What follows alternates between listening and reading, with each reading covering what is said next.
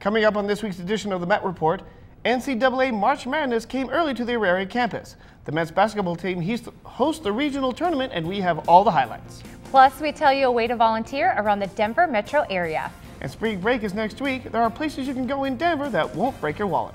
All this coming up next on the Met Report.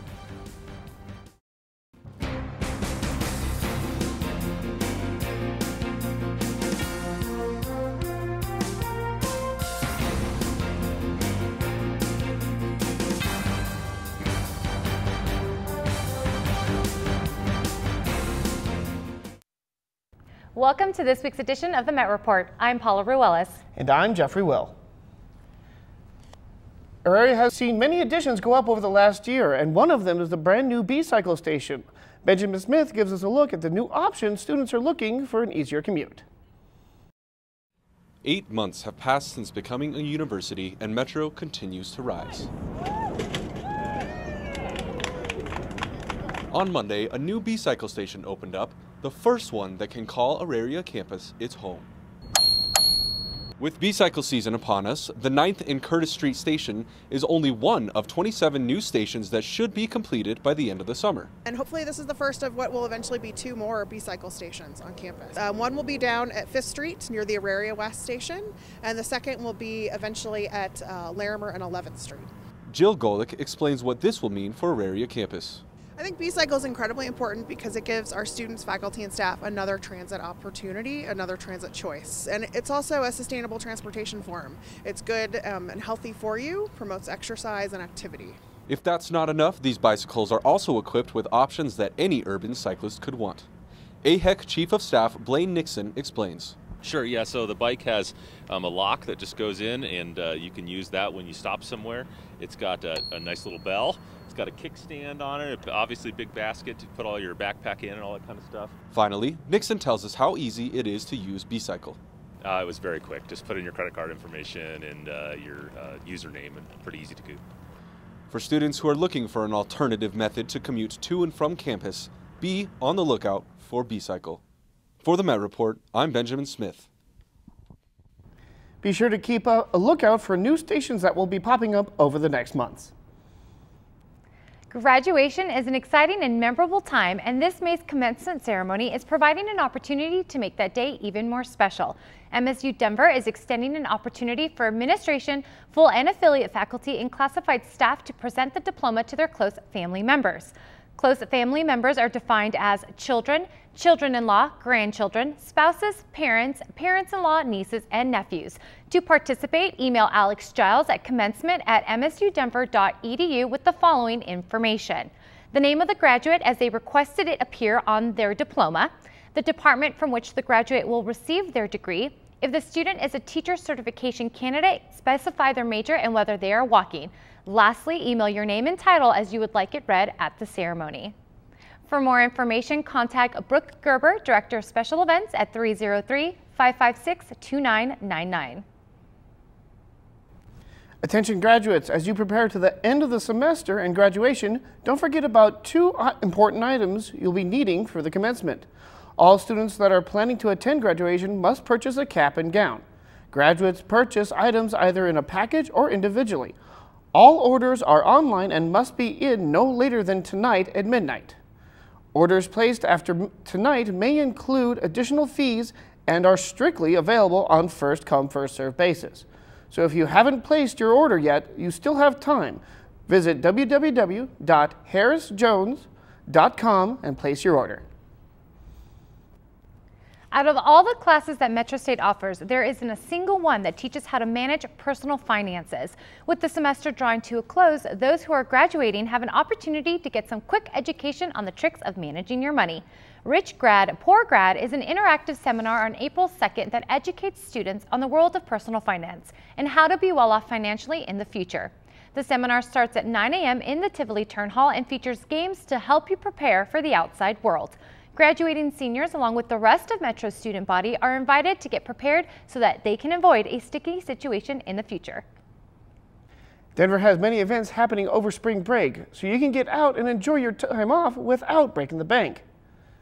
Here on the campus, Hospitality Learning Center is offering 2 luncheons on Thursday, the 28th, and the next Friday, till the 29th, noon on both days. They will offer seminars about hospitality themes, and the cost to attend is $15. Off campus, the Denver Museum of Nature and Science is hosting mammoths and mastodons, titans of the Ice Age, through Wednesday, March 27th. Ticket prices range from $9 to $14 with a student ID. Exhibit runs 9 a.m. through 5 p.m. daily. If you want to have fun in the sun and get moving, the Bunny Bolt 5K 10K is taking place on March 30th in the Denver City Park. Also on March 30th, the Stanley Film Festival kickoff party, which will be taking place at 5:30 at the Sci Film Center on Colfax Avenue. Are you graduating this year and are in need of a job or simply just looking for one? This year's Spring Job Fair is on April 4th, taking place in the Tivoli Turn Hall. Over 65 companies are to be present and are hiring for full-time, part-time, and summer positions. Students are encouraged to dress professionally as well as having their resumes ready to distribute to the employers. The Spring Job Fair will serve as a great resource for students to establish their professional image, make an impression on employers, find jobs, internships, and more. The event starts at 10:30 a.m. and lasts until 2:30 p.m. To see the list of employers, log on to MSU Denver Job Link. It's that time of year again where you're just trying to get through midterms, but you have to start thinking about next semester. Priority registration for the summer semester will begin Monday, April 1st. To check when you can register, log on to your ConnectU account and go to My Service Registration. Click on Registration and go to the Add Drop Waitlist and select Summer 2013. Continuing students without holds on their account are eligible to register tuition payment for the summer. It is due on Friday, May 24th, and classes may start on Tuesday, May 28th. Bonfils Blood Center will host a Cesar Chavez blood drive at MSU Denver on Wednesday, April 10th from 10 a.m. to 3:30 p.m. A Bonfils Blood Mobile will be parked near the 7th Street at Curtis behind the Arts Building. In order to participate, you must be at least 18 years old, and having a tattoo does not exclude your participation as long as it was over a year ago. Each blood donation can help save as many as 3 lives. Light snacks will be given after the end of the donation. Spring semester brings STEM Week to the Auraria campus. This week's programs were put together that highlight science, technology, engineering, and mathematics. The Met Report headed to the Tivoli to check out one of the activities. STEM Week began on Monday with a Women in STEM's career panel. The event was a collaboration between CU's Women's Resource Center and Metro's Institute for Women's Studies and Services. The occasion brought together 5 women from a variety of professions to share their experiences and achievements with students. The jobs ranged from engineer to biologist to a senior recruiter. Metro Seminar Mimi Zhang moderated the discussion and asked the panelists the questions about their fields and what real-world advice they offer to women regarding pursuing a career in STEMs. The hope is that the students were able to take away from invaluable information. Carissa Weaver tells us more. There's so many things and there's so many options out there. To hear the real jobs that people have is refreshing, and to know that someone can do it. There are so many great events coming up for spring break. Jeffrey, are you doing any of those? I'm actually thinking about catching the mammoths and mastodons. That looks like a great event. Yeah, same here. When we come back from the break, Britney Carter joins us for EntertainMET to get you caught up on everything going on in Hollywood. And there was a march in Denver this past week to raise awareness for the conflict in Syria. The Met Report is brought to you today in part by the Health Center at Auraria, a proud sponsor of the Healthy Moves program. Healthy Moves brings Zumba, belly dancing, Nia, Pilates, and yoga classes to Auraria for free as part of tuition and fees. Classes are offered Monday through Friday. You can find the full schedule on the Wellness channel in ConnectU or on the Health Center website at msudenver.edu/healthymoves. Also, real-time updates are on Twitter at BeWellAuraria, and news and events are on Facebook at Health Center at Auraria.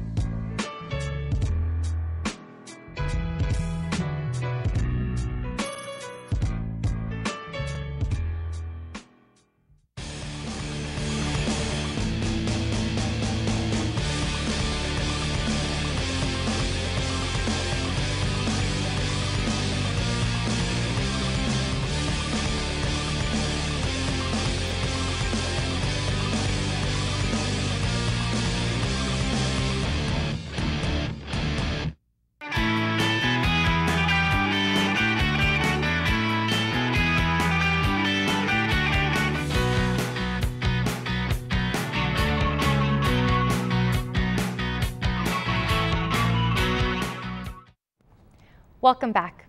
Colorado Department of Corrections Chief Tom Clements was shot to death in his Monument home Tuesday night.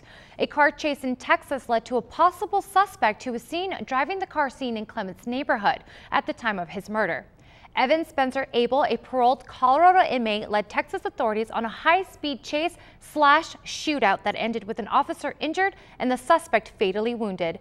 Investigations are ongoing to confirm Abel's connection to the murder of Chief Clements. We'll keep you updated as the investigation unfolds.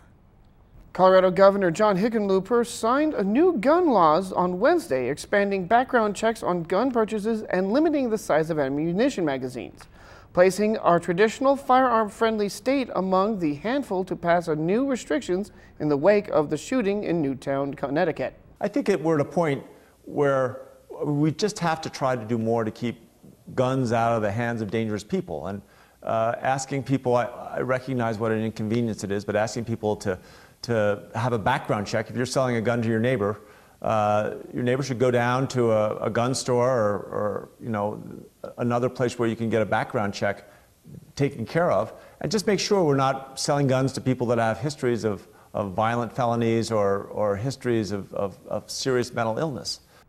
The civil conflict in Syria continues to fill the media as thousands of families and children are killed and massacred. Recently, a group of Denver Syrian activists grouped together and marched for those innocent lives. Please be aware that the following contains graphic material. Hassan Shah has more. It's a big day at Denver with the St. Patrick's Day parade going on, people wearing green. But right here on the steps of the Capitol, people are also wearing green, but voices are striving to be heard.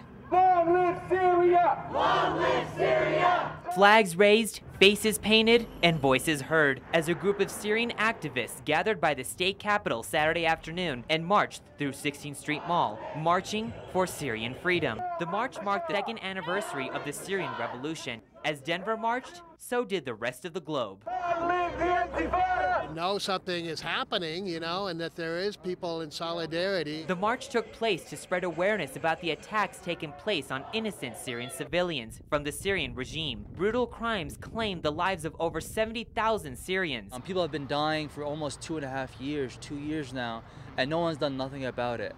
It's absolutely a disgrace. The march also captured the attention of local Denver citizens. I don't know. I don't know what Americans think. I haven't seen any polls to any effect whether Americans are pro-Assad or... See, as you can see, voices were heard today and the march was a big success. Coming up next month is another event for Syria. Syria, a humanitarian crisis. It's a dinner and all proceeds go to Syrian refugee camps. For more information, you could go to irusa.org. For the Met Report, I'm Hassan Shah. The annual graffiti run is a color-packed 5K course that is more about having a blast with friends and family than winning first place. This benefit serves to get money for local college and scholarship funds. This event is on April 28th at 8 a.m. at Elitch Gardens, and the price is $50. If you would like a free ticket, just volunteer with setup on April the 27th, the day before the race. For more information, visit www.graffitirun.com and hurry because there are only a few spaces left. Are you looking for a volunteer opportunity to add to your resume? St. Paul Church has an opportunity for you. Nancy Miramontes and Amber Garcia have more. We are outside of the St. Paul Church, where volunteers help to prepare and serve food to the homeless people. This church is very beneficial to homeless people in many ways. You as a student can help volunteer as well. Let's go check it out. Let's go! Being a volunteer is very beneficial for you as a student and also is fun to participate in. I get to meet people and have fun. It goes good on my resume. I can give back to the community. Every Monday, the homeless people go and enjoy the food at the church. It helps me and everybody else around me and the people that I know. I tell you what, Denver is one of the best people in the whole world. They give and they share. I wish there was more people in the world like these people. You know that? If there was more people in the world like this, there wouldn't be no homeless. Catherine started this event 20 years ago. She felt there was a need and she filled it. She gets donations and we go around to all the supermarkets and pick up all the food that they're going to throw away. I've been here for 7 years doing it, and I'm one of the head cooks now. We have a lot of students. We'll probably have about 150 volunteers each day that come in. Metro students are invited to participate in this event. Just to come every Monday. Come for an hour, come at lunch. We can use you for any part of the day. Thank you for joining us today for the Met Report. I'm Nancy Miramontes. And I'm Amber Garcia. If you're interested in being a volunteer, stop by the St. Paul Church located on Grant and 17th. The recent presidential election ignited many changes to the country, especially here in Colorado. Opera Colorado experienced a monetary impact that the election left behind and is now taking steps to ensure its survival to the next election year.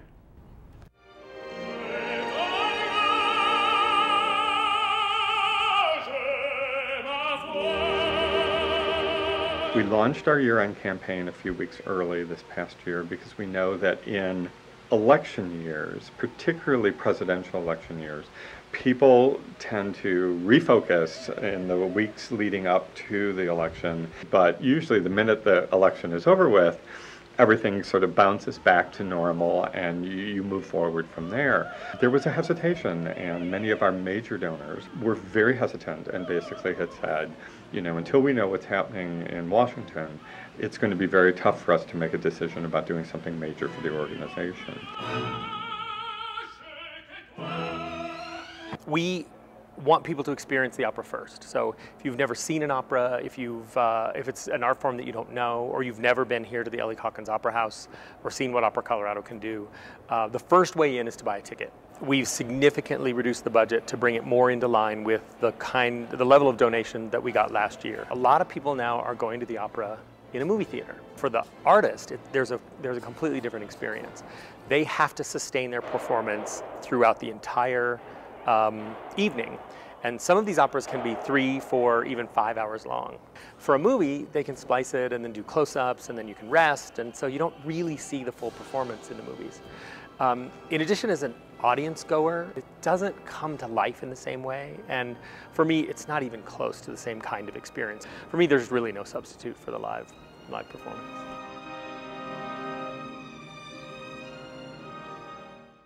Don Giovanni, the upcoming performance, opens on March 30th. You can purchase tickets on operacolorado.org. You know, I've heard so many good reviews about the Don Giovanni, I might just check it out myself. Oh, same here. The Opera Colorado always puts on the greatest shows. And to give us an update on the weather report, here's Benjamin Smith.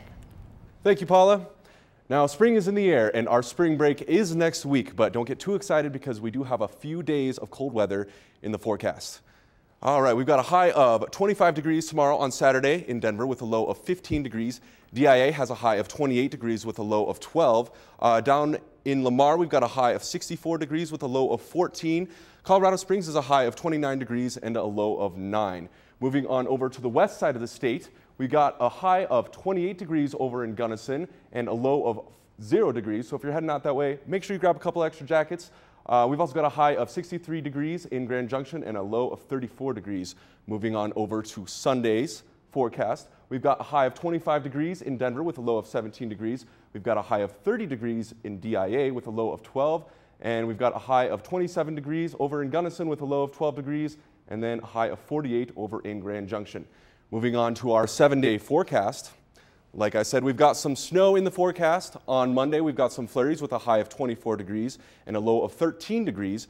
Tuesdays, the sun's going to come out a little bit with a high of 34 degrees and a low of 24, as well as Wednesday with a high of 44 degrees. Unfortunately, on Thursday, we've got a high of 38 degrees with some more snow showers.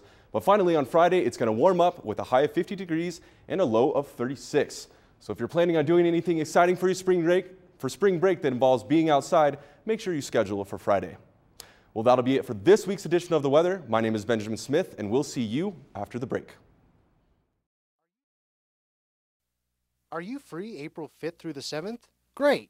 You're just in time to join thousands of media makers, artists, and activists coming to Denver for the National Conference for Media Reform. More information is available with a text to NCMR13 to 32075 or visit conference.freepress.net. Now joining us for EntertainMET, it's Britney Carter to give us the latest in Hollywood. Britney? Hey Metro, I'm Britney Carter, here to hook you up to all the ooey gooey gossip from the Holly world. So for all you Lil Wayne fans out there, don't worry, Tunechi is going to be just fine. Weezy was released from the hospital late Monday night in West Hollywood.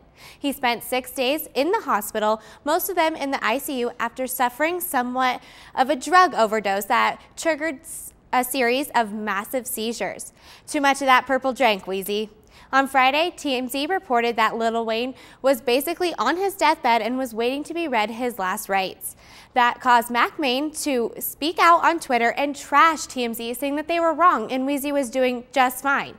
Weezy even later tweeted that to his fans that he was doing okay. After that, TMZ posted saying Lil Wayne was slowly stabilizing and that Weezy tweeted but claimed he was resting at the time of the tweet. I don't know what to believe, but I'm so happy to see that Weezy is pulling through okay. Here at the Met Report, we like to award good behavior. So for this week, we sent a big congratulations to Chris Brown. Brown was finally able to stay out of the media and out of any physical altercations that we know of. Good job, Chris. Keep it up.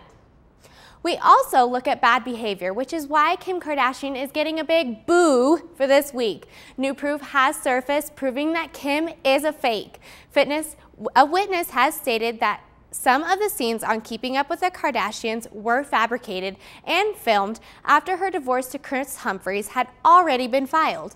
An executive producer of the show also admitted that Kim refilmed her joy of Kris's proposal because she gave a bad reaction.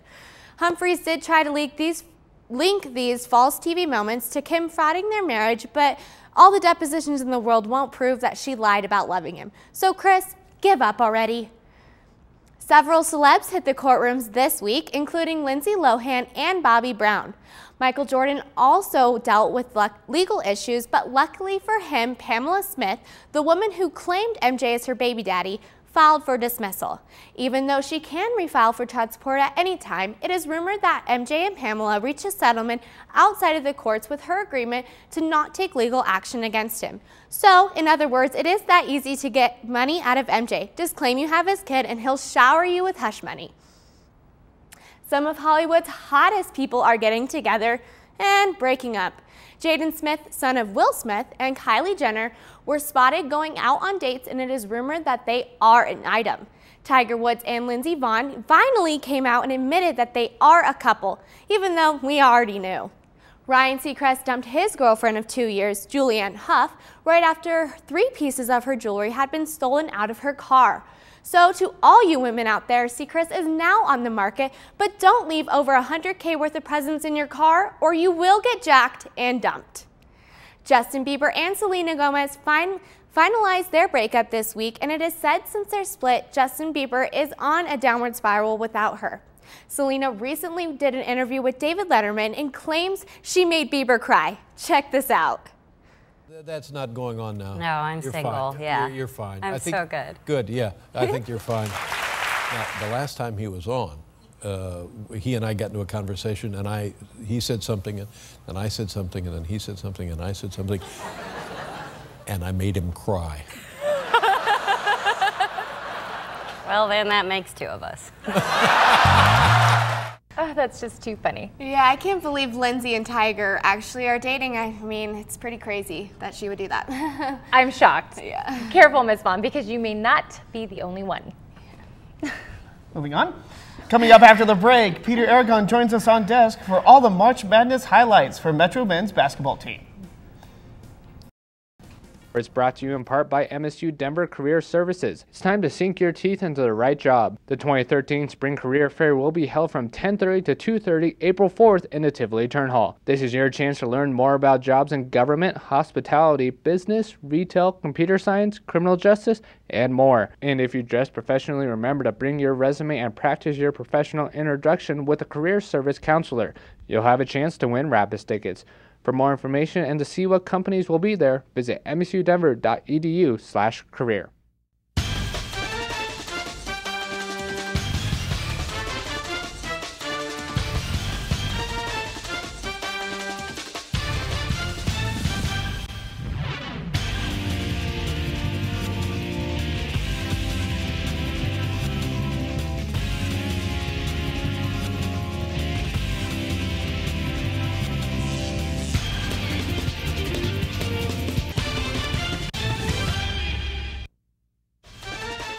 Welcome back. Now joining us on desk for Met Report Sports is Peter Aragon. And Peter, sounds like March Madness started for all Roadrunner fans.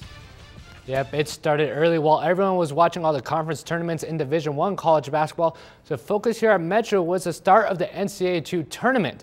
The men's team came in as the #1 seed in the South Central Region tournament, their first time in this region, looking to repeat as region champions though for the second straight year. First up was the #8 seed Tarleton Texans from the Lone Star Conference. Metro really controlled this game the whole way. Michi starts things off in transition, uses the glass for the bucket. Then RMAC Player of the Year Jonathan Morris fakes right and gets his man out of the way for the beautiful hook. The Texans' Chuck Guy did everything possible to keep this game close. He scores in the paint, and then in the second half, he shows his range from the outside. He scored a season-high 29 points, but Metro would pull away late. Brand Jefferson would find J-Mo wide open all alone, and he dunks, he gets fouled by the defender, and Metro wins the first game 76-65. For our guys, we just worked the game for 40 minutes. I thought our defense wore them down, and at some point you could see the fatigue, and they made a good hard fight, and they made a couple threes at the end there. We withstood every rally that they threw at us. Next team up was Midwestern State, who wouldn't give Metro a game that easily. In the first 10 minutes, they could hit anything, and I mean anything. If they were trying to skip rocks in the middle of the desert, they would have hit water. They went 9 of 10 from the field while also going perfect from behind the arc to start the game. Metro comes storming back though. Beautiful feed from Cooper to J-Mo for his 1,500th career point, and he also pulled down rebound 1,000 in the game. Metro went on a 26-8 run to end the half and takes a lead 33-28 into the half. Second half was back and forth, but Metro would come out on top of this one 66-60 to move on to the regional championship. But hey, Big J-Mo, what was it like to get 1,500 career points and pull down 1,000 career rebounds? I don't really tell a lot of people this, but that preseason, one of my individual goals was actually get 1,500 points and 1,000 rebounds to get it in the single game, in the regional game. It's truly special that I actually got it. I chose those because if I achieved those, I'd be doing what I needed to do for my team to be successful. The #2 team in the region, St. Mary's, returned to their second straight regional tournament to try and stop Metro from winning their second straight. Metro starts off the scoring, but Karen flies by for the layup. The Rattlers would not give in though, led by senior Daryl Taylor, who even with a hand in his face has no problem scoring. He led all scorers with 25. Metro would control a 10-point lead going to half though, and after the Rattlers cut the halftime lead 2-3, Nicholas K answers back with 3 of his 19 points right here. And then in transition, McCarran dumps it off to K, who goes up and under to push the lead to 10 again. And Metro hits key shots down the stretch to win their second straight regional tournament and headed to Louisville, Kentucky for the lead 8. So Nick K, how long do you guys get to celebrate this one? So I think tonight we'll all enjoy it, but at the end of the day, we've got to get refocused for the next team we've got to play. So enjoy it tonight, come back tomorrow, maybe enjoy a bit of tomorrow and then get ready to go. God, you're harsh, man. Enjoy it, man. I wasn't going to say anything about that. Let it ride, man. I'm enjoying it to the next game. Elite 8. I mean, Ichi will enjoy it. I'm enjoying it to the next game. Even when we start practice, he'll still be enjoying it. Well, some awards were handed out. Clark was named NABC All-District Coach of the Year, and J-Mo named to the Daktronics Second Team All-America and was named to the All-Region Team along with Brandon Jefferson. So there's a lot of awards going out, but unfortunately for our women's team, they did lose in the second round to Midwestern State, but men's team still moving on. So I've got Metro going all the way in my bracket, all the way. Like I said, I'll fire you if you don't. Right, well, that's going to do it for this week's edition of the Met Report. For Paula Ruelas, Britney Carter, Peter Aragon, and Benjamin Smith, and the whole Met Report staff, I'm Jeffery Will, and we'll see you on campus.